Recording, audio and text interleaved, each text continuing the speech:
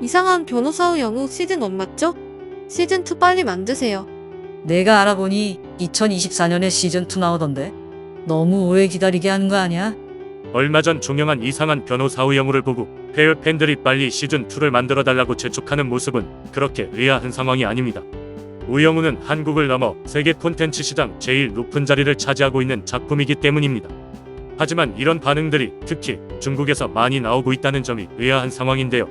우영우를 해외에 제공하는 넷플릭스가 중국에는 서비스되지 않고 있기 때문인데 도대체 그들은 합법적으로는 볼 수도 없는 한국 드라마를 어떻게 접했으며 왜 이렇게 열광하고 있는 것일까요?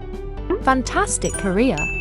최근 인기 고공행진을 펼치다 성황리에 종영한 드라마 이상한 변호사의 영웅의 중국 내 도둑 시청 문제가 논란의 중심에 선 가운데 불법 스트리밍과 불법 다운로드까지 성행하는 등 불법 유통이 심각한 수준으로 파악되고 있습니다. 중국 최대 온라인 쇼핑몰 타오바오에 따르면 우영우 DVD와 영상 파일 등이 12만 안팎에 판매되고 있다고 합니다. 해당 상품 설명란을 보면 중국어 자막, 고화질 등의 설명이 달려있는데 우영우는 넷플릭스가 해외 스트리밍을 담당하고 있지만 중국에서는 넷플릭스가 서비스되지 않기 때문에 이 같은 상품들은 모두 불법 제작물입니다. 한마디로 어둠의 경로를 통해 무료로 얻은 한국 콘텐츠를 유료로 판매하여 이득을 챙기고 있는 뻔뻔한 이들이 있다는 것입니다. 이러한 방법으로 우영우를 시청하는 중국인들은 어쩌면 정당하게 시청료를 지불하고 시청하는 것이라고 착각하고 있을지도 모르겠습니다. 첫 회부터 눈이 촉촉해져서 봤다. 정말 볼만한 작품? 여주인공 연기 대박. 법률적인 부분은 잘 모르겠지만 이 여주인공의 연기 방식이 마음에 들어요. 여주인공 박은빈 너무 귀엽고 사랑스럽고 예뻐요. 자폐인이 잘 표현하지 못하는 것을 대신 말해주고 있어요. 눈물 한 방울 보이지 않지만 보는 사람의 마음을 슬프게 해요. 이 드라마가 나를 따뜻하게 해주었어요. 수많은 댓글 중에 악플을 찾기가 힘들다는 점도 놀라웠지만 그중 눈에 띄었던 댓글은 시작 3분 정도까지는 마치 리드 굿닥터처럼 느껴졌어요. 나는 우영우가 리드 굿닥터와 비슷하다는 의견에 미드 굿닥터의 원작은 2013년 한국 드라마 굿닥터다. 미국은 많은 한국 TV 프로그램, 연극, 영화를 수입하고 리메이크한다. 라며 친절하게 한글로 된 원작 제목까지 알려주는 이도 있었다는 점이 놀라웠습니다. 중국은 2016년 한국의 사드 배치 문제 이후 중국 내 반한 감정이 커진 상태로 당국이 한류 재활령을 내려 한류를 차단하려고 했고 수많은 한국의 중국 진출 기업과 개인들이 막심한 피해를 입었습니다. 하지만 중국 정부의 이러한 강력한 제재가 무색하게 중국 최대 소셜 네트워크 서비스 웨이보에서 우영우를 검색하자 관련 검색어가 수없이 나타나고 있고 웨이보상에서 우영우 해시태그가 달린 글을 읽은 횟수는 무려 7억 회에 가까운 수치를 나타내고 있으며 팬페이지 계정도 개설될 정도로 인기입니다. 더욱이 주제 관심도를 기간별로 집계하는 열람 트렌드 데이터에서 우영우 키워드는 ENA 채널 공식 방영일인 수요일과 목요일에 급증하는 추세를 보이고 있는데 지난 한 달간 우영우가 방영됐던 날인 7월 27, 28일과 8월 3월 4일, 10월 11일, 17, 18일의 관심도가 크게 뛰는 양상을 보이고 있습니다. 다시 말해 중국 시청자들도 한국 시청자와 마찬가지로 우영우를 본 방송으로 시청하거나 어둠의 경로를 통해 빠르게 영상물을 접하는 것으로 보입니다.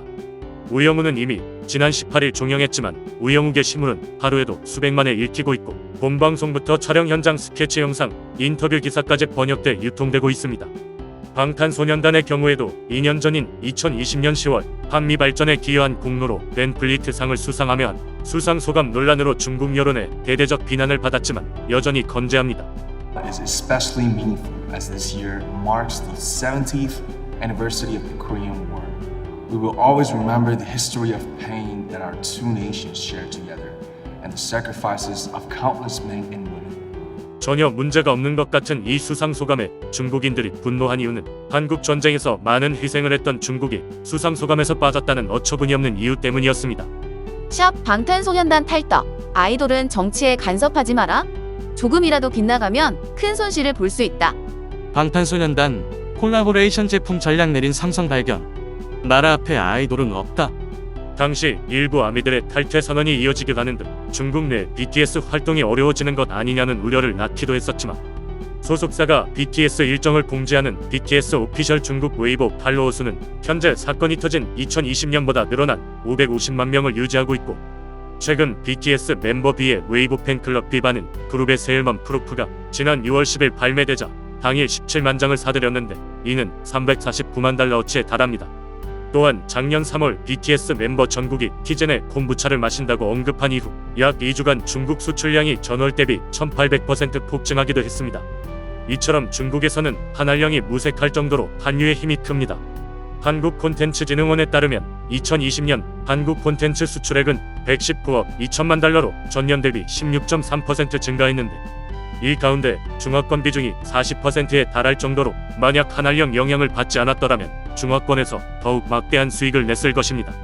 한알령이 중국 내 한류 열풍은 잠재우지 못하더라도 국내 엔터업계는 그 피해를 고스란히 받고 있고 과거 중국에서 인기를 끈 별에서 온 그대의 판권은 배당 4만 달러에 불과했지만 2년 뒤 달의 연인 보보 경신련은 배당 40만 달러로 역대 판권가 최고치를 경신할 정도로 날로 높아지는 한류의 인기를 고려하면 우영우나 오징어 게임은 이보다 훨씬 더 높은 판권가가 매겨졌을 것입니다.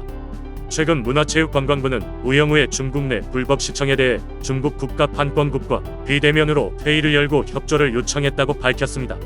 중국 당국도 지속 대응하겠다고 했지만 여전히 포털 사이트에는 버젓이 한국 드라마와 콘텐츠가 확산되고 있는 실정이고 과연 그들이 한국 드라마의 불법 복제 및 유통을 막을 의지는 있는지 의문이 듭니다. 어차피 막지 못하는 열풍이라면 중국의 자금이 한국으로 흘러들어가는 것이라도 막아보려는 심사는 아닌지 합리적인 의구심이 들 수밖에 없습니다. Fantastic Korea. 전 세계 K 콘텐츠에 저력을 보여준 오징어 게임은 지적재산권인 IP를 한국의 제작사가 아닌 넷플릭스가 가지고 있어 전 세계적으로 흥행을 했어도 그 수익은 고스란히 넷플릭스의 몫이었습니다. 하지만 우영우의 IP는 드라마를 만든 제작사인 A스토리가 가지고 있어서 웹툰이나 뮤지컬 제작 등 콘텐츠에 확장된 사업이 가능하며 여기서 큰 수익을 얻을 수도 있습니다. 문제는 중국과 같이 그러한 권리에 대해 법적 보호를 받지 못하는 나라 내에서 발생하는 피해들인데요.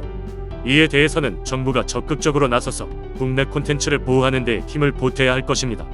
우영우를 제작한 이상백 A스토리 대표는 17일 한 언론사와의 인터뷰에서 많은 분들의 성원에 힘입어 우영우의 시즌2를 제작할 것이라며 희망 골든타임은 2024년쯤이다라고 밝혔습니다.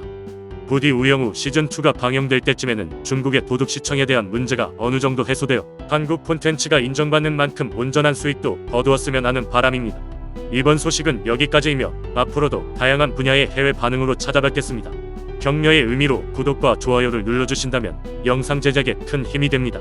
시청해주셔서 감사드리며 오늘도 좋은 일만 가득하시길 바랍니다.